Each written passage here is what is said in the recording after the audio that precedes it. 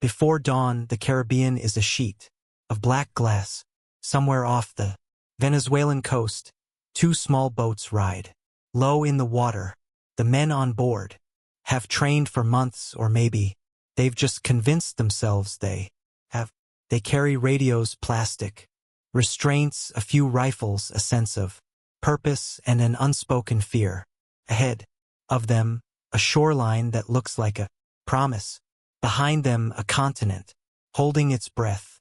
In the pre-sunrise, dark you can almost believe in. Miracles, the kind that change a country by breakfast. But when the first shots crack across the surf, the illusion dissolves. What follows doesn't just ripple through Venezuela. It shocks the region, neighbors, allies, adversaries, exposing a crisis bigger than a single raid and a lesson more durable than any headline. This is the full story and impact of the Venezuela attack. Who set it in motion, why it played out the way it did, and how the aftershocks still shape the politics and security of an entire hemisphere. Chapter 1: The Ground Beneath the Waves. Before we talk about an attack, we have to talk about a country in crisis. In the late 2010s, Venezuela, the nation with the world's largest proven oil reserves, was a paradox. For decades, oil money had funded ambitious social programs and concentrated political power. When the oil price crashed, the contradictions were no longer theoretical. Hyperinflation devoured salaries. Supermarket shelves turned to bare metal. Hospitals ran out of medicine. Parents skipped meals so their kids could eat. Millions of Venezuelans left, walking across borders into Colombia, Brazil, and beyond. Those who stayed adapted to a new reality. Barter, blackouts, and a government that learned to survive scarcity better than its people could. Politically, the state looked solid from the outside. Inside, it was constantly rearranging itself to remain standing. Nicolas Maduro, successor to Hugo Chavez, claimed re-election in 2018, in a contest widely criticized as unfair. In response, in January 2019, the head of the National Assembly, Juan Guaido, invoked constitutional provisions to declare himself interim president. The United States and dozens of other countries recognized him, isolating Maduro diplomatically. Felt like a turning point, but recognition is not force. Armies answer to chains of command, not press releases. There were defections, whispers, and moments when the street seemed to tilt. Yet the core of the security apparatus held. Years of internal surveillance, aided by Cuban advisors according to analysts and defectors, hardened the state against coups. Overlapping intelligence agencies, loyalist commanders, and a network of pro-government militias and civilian allies created a buffer that absorbed shocks and flagged threats early. Sanctions tightened. The economy contorted. The opposition splintered under the pressure of exile, jail, and rivalry. Each failed attempt at a decisive push made the next less likely. The center could not break the circle, and into that vacuum stepped an answer that promised to be simple. Chapter 2: The Contractor. Jordan Goudreau believed he had a solution.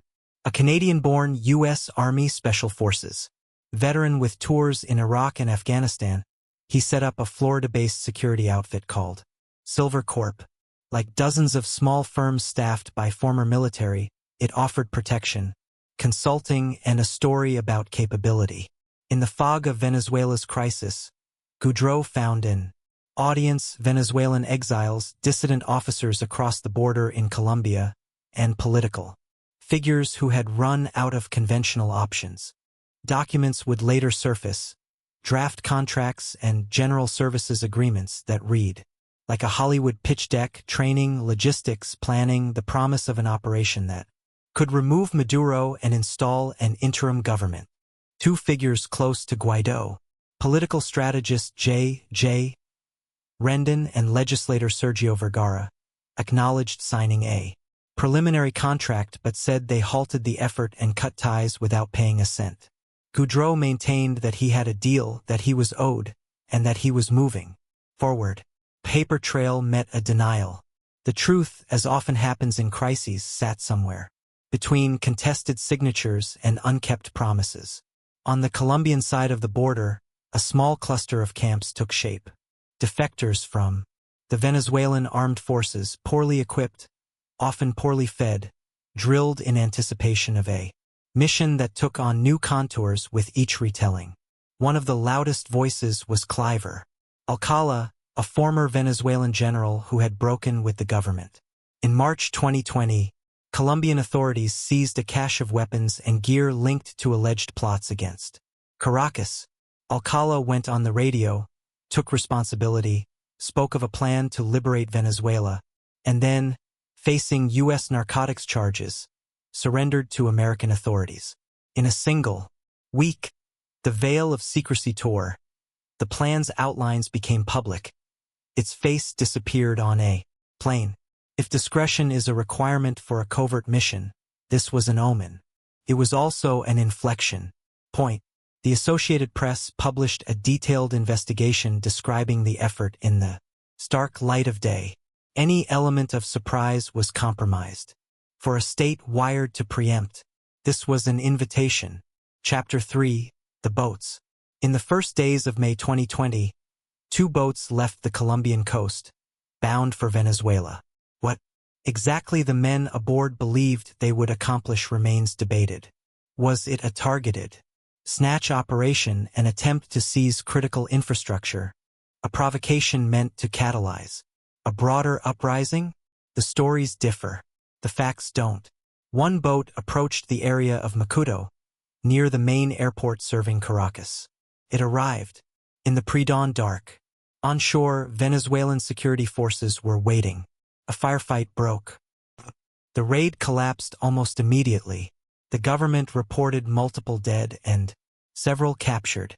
Another boat, trailing or delayed, reached a beach near Chueo, a town better known for cacao than conflict. Instead of an organized resistance, the men encountered a community. Mobilized local militia, security force auxiliaries, fishermen who had heard the rumors and seen the bulletins. The attackers were overwhelmed and detained. Photos spread rapidly. Exhausted men prone on the sand, surrounded by residents and armed personnel. 2 of those detained carried U.S. passports. Luke Denman and Aaron Berry, both former U.S. Army Special Forces, were paraded on state television. In recorded statements, they said their mission included securing an airport to send Maduro to the United States. It is worth underscoring, confessions obtained in custody under such conditions are inherently suspect. They may contain kernels of truth mixed with coercion. But the visuals, a pair of American veterans captured in a failed incursion, were a propaganda gift. In Florida, Goudreau posted videos confirming he was involved and claiming more operatives were inside Venezuela. In Washington, officials denied any U.S. government role. There is no credible evidence that American agencies planned or authorized the mission. It was, by all outward indications, a freelance gambit, a fusion of bravado, desperation, and the illusion of leverage. Venezuela's government had its label ready. Operación Gideon, Operation Gideon. In biblical stories, Gideon's small band triumphs against the odds. In Venezuela's retelling, it was the state that wore the mantle of the chosen, turning back mercenaries in a feat of patriotic defense. Chapter 4. The Spectacle and the Squeeze. Authoritarian systems thrive on stories. Gideon delivered one. On television, Maduro held up blue passports and confiscated gear. Footage of prisoners rolled. Officials announced arrests across the country, rounded up suspected collaborators, and broadcast elaborate diagrams of a sprawling conspiracy. Even if parts of those diagrams were speculative or fabricated, the overall narrative served Venezuela under attack, vigilance rewarded, treason punished. For the opposition, the damage was acute. Whatever the extent of their involvement with Goudreau, leaders scrambled to distance themselves, emphasizing that any exploratory talks had been halted and disavowed. J. Rendon and Sergio Vergara resigned from there. Roles around Guaido. The interim government project, reliant on domestic legitimacy and international backing, suffered another blow to its credibility. Inside Venezuela, activists, many of whom had nothing to do with the operation, felt the walls close in further as the state used Gideon to justify sweeps and surveillance. For Denman and Barry, consequences were immediate and heavy. Tried in Venezuelan courts, they were sentenced to 2 decades in prison. More than 2 years later, in 2022, they were released in a broader prisoner swap that also freed other Americans detained in Venezuela. Human lives turned into bargaining chips, improvised operations into long, quiet detentions, headlines into diplomatic negotiations behind closed doors. And for Goudreau, the raid cemented a legacy few would envy. He became the face of a cautionary tale, how a privatized vision of regime change can collide with reality. How documents and bravado cannot substitute for political and operational coherence. How narratives can be lost faster than they're written. Chapter 5: Shockwaves Across Borders. Why did this episode reverberate so much beyond Venezuela? First, geography. Venezuela shares porous land borders with Colombia, Brazil, and Guyana, and maritime borders with Trinidad and Tobago, Aruba, Curaçao, and Bonaire. The same coast that tempted freelance adventurers is part of a shipping lane that neighbors police carefully. When Gideon hit the news, security planners from Bogota to Brasilia asked the same questions. What else is out there? Who else is staging? How ready are we if the next team chooses our side of the water? Colombia had already absorbed millions of Venezuelan migrants.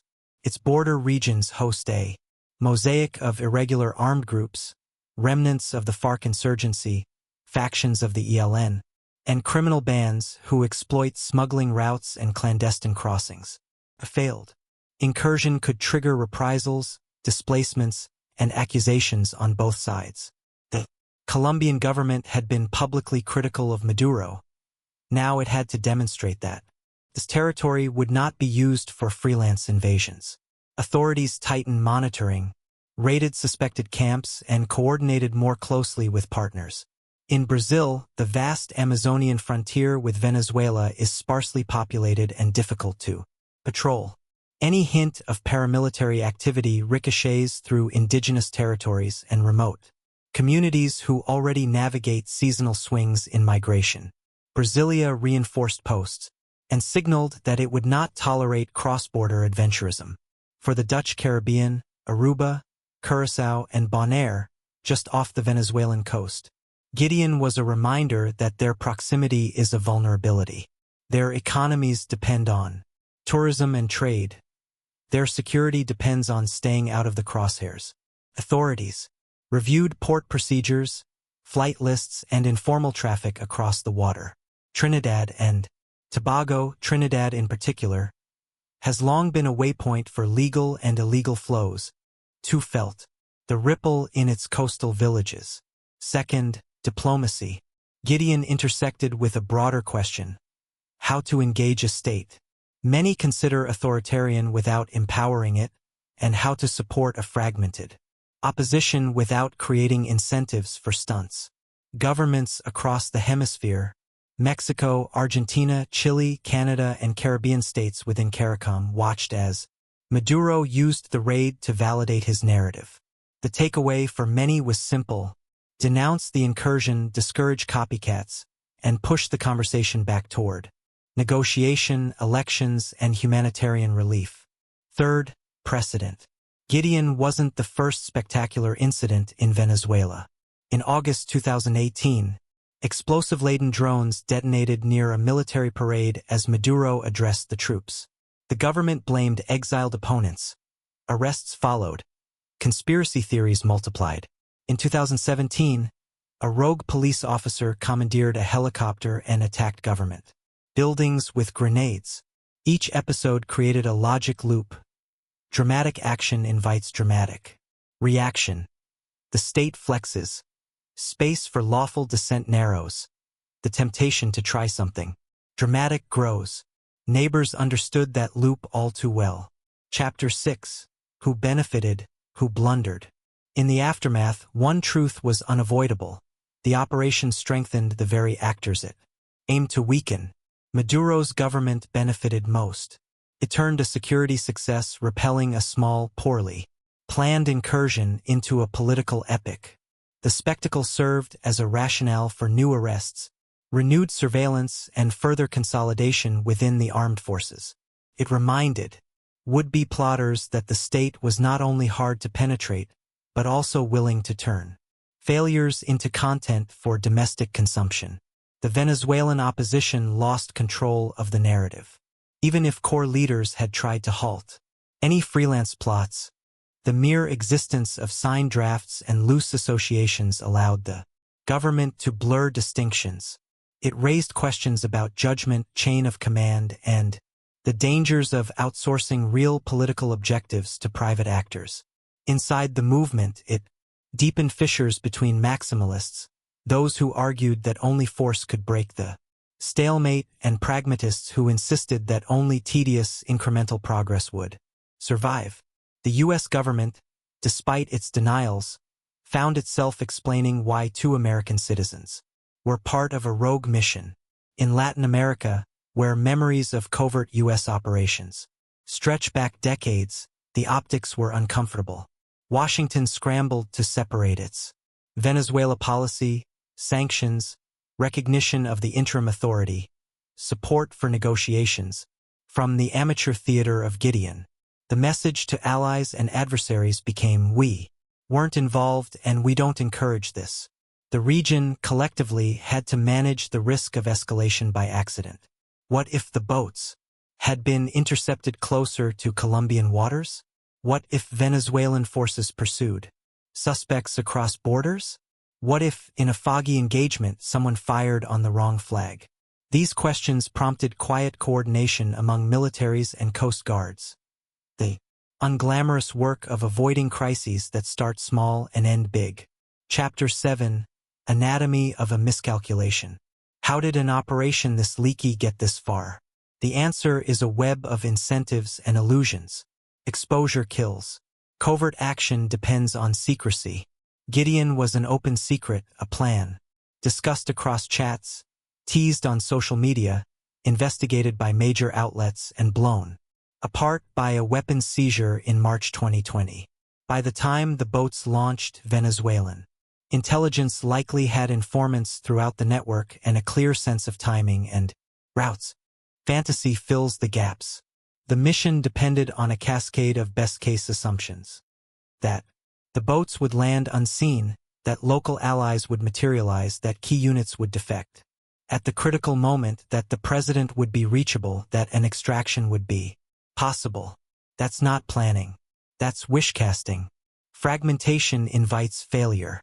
The Venezuelan opposition is not a monolith.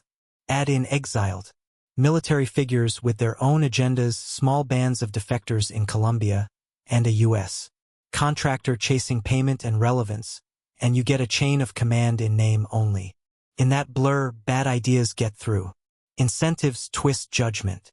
Contractors are rewarded for delivering action, not counsel. Politicians under pressure are tempted by shortcuts. Exiles long for a dramatic return. And in the middle, human beings convince themselves that a risky shot is better than no shot at all. Authoritarian reflexes are strong. The Venezuelan state had spent years practicing infiltration, preemption, and spectacle. It didn't need to be efficient at everything. It just needed to be efficient at stopping the one thing that truly threatened it: a direct crack in the loyalty of its security forces. Gideon never came close to that threshold. Chapter 8. The Human Ledger. Narratives focus on leaders and planners. On the ground, the costs were carried by others. For the men on those boats, many of them Venezuelans who felt they had no other way to fight for their country, the outcome was prison or death. For their families, it meant the cycle of searches, courtroom appearances, and the long wait for a phone call. For those named as accomplices inside Venezuela, It created a season of suspicion and fear. Workplaces monitored, neighborhoods watched, phones tapped. For communities like Puerto, Gideon was a strange kind of theater. Residents found themselves on international news feeds, cast as defenders of the homeland, their town. Suddenly an emblem in a story they didn't write. Some were proud. Others were wary. In places where the state's favor can turn overnight, being visible is a double-edged sword. For migrants on the move, the raid was another reminder that their departure's cause had no quick cure. They watched a fiasco unfold on their phone screens from bus stations and border camps, counting coins, calculating risk, and deciding to keep walking. Chapter 9: The Economics of Pressure. While Gideon dominated headlines, the deeper pressure on Venezuela came from a different direction: the economy. Sanctions targeted the nation's oil sector and key individuals, shrinking revenue and limiting access to global finance. Over time, the government adapted, bartering gold, deepening ties with sympathetic partners, and tolerating gray markets that lubricated daily life. Illicit economies grew: illegal mining in the south, smuggling rings across borders, and an ecosystem of graft that kept the elite insulated. Gideon didn't change that trajectory. If anything, it hardened it. The government could point to external aggression to justify tighter controls and new alignments. Opposition leaders who argued for easing sanctions in exchange for verifiable political concessions saw their space squeezed by the optics of a mercenary raid. The United States and Europe, sensitive to humanitarian suffering but skeptical of unilateral concessions, toggled pressure in response to human rights conditions and electoral promises, even as global energy dynamics fluctuated. For the region, the lesson was practical. Stability in Venezuela is not only about politics. It's about whether families can eat, whether electricity flows, whether hospitals function. The shock that neighbors felt wasn't only about boats and rifles. It was about the fear that any flare-up could unleash new migration surges, new smuggling wars, and new humanitarian demands that budgets and institutions were barely able to meet. Chapter 10: Paths Not Taken. Could Gideon have succeeded if it had been better funded, better trained, better concealed? It's tempting to say yes. After all, history is full of small teams changing big outcomes. But Venezuela is not a blank page. By 2020, the state had layered its defenses: counterintelligence across the military, parallel chains of command, loyalist units assigned to sensitive posts, and a political culture that framed dissent as treason. In that environment, the only realistic path to change is not an amphibious raid. It's a slow erosion of loyalty, widening split within the ruling coalition, and the creation of a credible alternative that can absorb the shock of transition without imploding. That path is not cinematic. It requires long negotiations that stall and restart electoral efforts that can be choked and revived, and international pressure calibrated to reward real steps, rather than slogans. It looks like prisoners released, exiles returning, and institutions, electoral councils, courts, legislatures, ceasing to be mere theater and beginning at the margins to make choices that defy orders. Gideon was the opposite, a bid to leapfrog the grinding work of politics. Its failure did not mean that change is impossible. It meant that shortcuts are illusions that cost real lives. Chapter 11: The Region Adapts. After the shock subsided, neighbors made adjustments that outlasted the news cycle. Security services along the Caribbean coast established tighter watch lists for small craft, shared intelligence more systematically, and rehearsed interdiction with counterparts. The goal wasn't to prepare for the next raid so much as to avoid misreading fishermen as mercenaries and vice versa, because miscalculation is its own kind of crisis. Colombia fine-tuned its border posture, balancing crackdowns on irregular armed groups with humanitarian channels for migrants. It expanded temporary protection for Venezuelans, a strategic choice that acknowledged reality. People are not going to stop moving because Policymakers wish they would. Brazil reinforced the Roraima frontier, coordinated health and aid services in border towns, and kept an eye on gold and fuel smuggling that swells when the formal economy shrinks. CARICOM states reiterated their preference for dialogue over sanctions and took care to insulate their economies from the collateral damage of great power disputes. For small, island nations, being caught in a squeeze between Caracas and Washington is not a theoretical hazard, it's a fiscal problem. The United States, Europe, and regional partners used the shock of Gideon to underscore a red line to all sides. No freelance militarism. The line was meant not only for contractors, but also for exiles with resources and a fantasy of a return via force. The message was blunt. You are putting lives at risk and making political solutions harder. Chapter 12. Information is a battlefield. If Gideon proved anything beyond its operational flaws, it proved that information is not an accessory to conflict, it is the conflict. The Venezuelan state excelled at capturing images, confessions, and gear, then assembling them into a narrative that served its goals. For those outside watching on their phones, the line between reality and theater blurred. Amateur incursions, drone blasts, mysterious explosions, each event became raw material for stories that hardened beliefs. For the opposition, this is a trap. Each dramatic failure makes it harder to communicate with a skeptical public and a wary international audience. For the government, it is also a trap. An over-reliance on spectacle to prove legitimacy can work in the short term, but it does not solve concrete problems. In the end, citizens judge states by the price of food, the safety of streets, and the availability of medicine. For the region, the lesson is to invest in independent media, fact-checking, and transparency. When people can't trust what they see, they turn to what they feel. And feelings, fear, anger, pride are powerful and easily weaponized. Chapter 13. A wider lens. It would be easy to reduce the Venezuela attack to a bizarre episode, an outlier driven by a handful of flawed personalities. But it fits a global pattern. When political change feels blocked, some actors try to hack the system. The tools are familiar: private force, encrypted chats, glossy decks, and the promise that the old rules don't apply. The counter is equally familiar: states that prioritize survival invest in the tools that stop hacks, intelligence, loyalty, control of choke points. In this pattern, there are no heroes. There are only choices and consequences. Exiles must decide whether to channel their rage into the hard work of coalition building or the adrenaline rush of dramatic gestures. Governments must decide whether to meet discontent with reform or with repression. Outsiders must decide whether their support is helping citizens or just keeping a stalemate intact. Chapter 14. What comes next? If you're watching from the United States and asking, what now? The answer is not exciting, but it is honest. Expect more negotiation, even when talks collapse. Dialogue sets markers.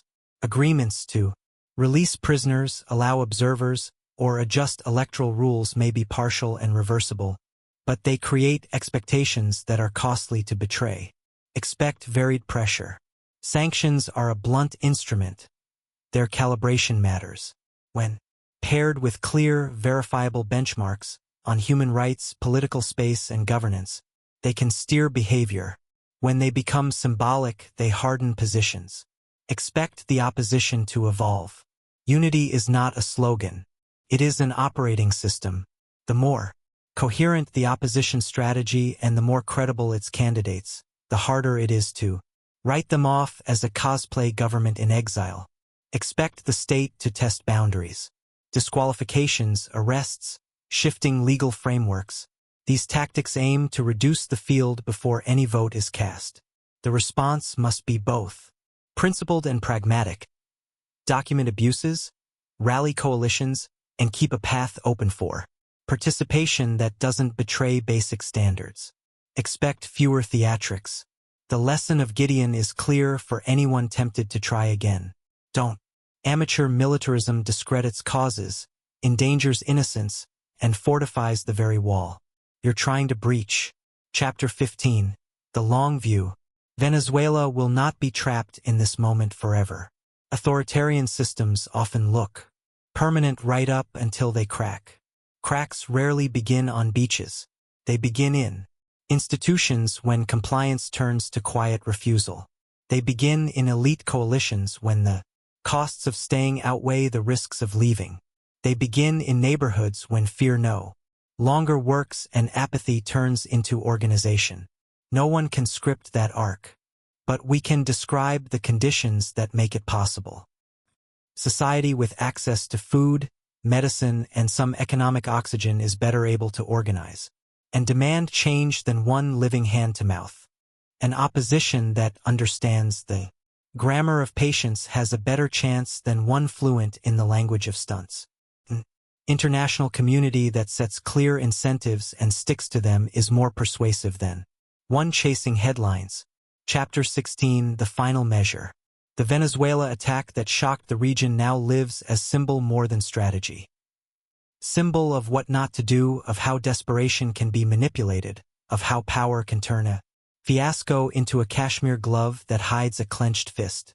But symbols can be repurposed. The image of captured Americans on a Venezuelan beach can be a cautionary tale for would-be saviors. The image of villagers surrounding armed men can be a reminder that politics is rooted in communities, not in fantasy. For those still inside Venezuela, none of this is abstract. Choices made in Washington, Bogota, Brasilia, and Brussels matter.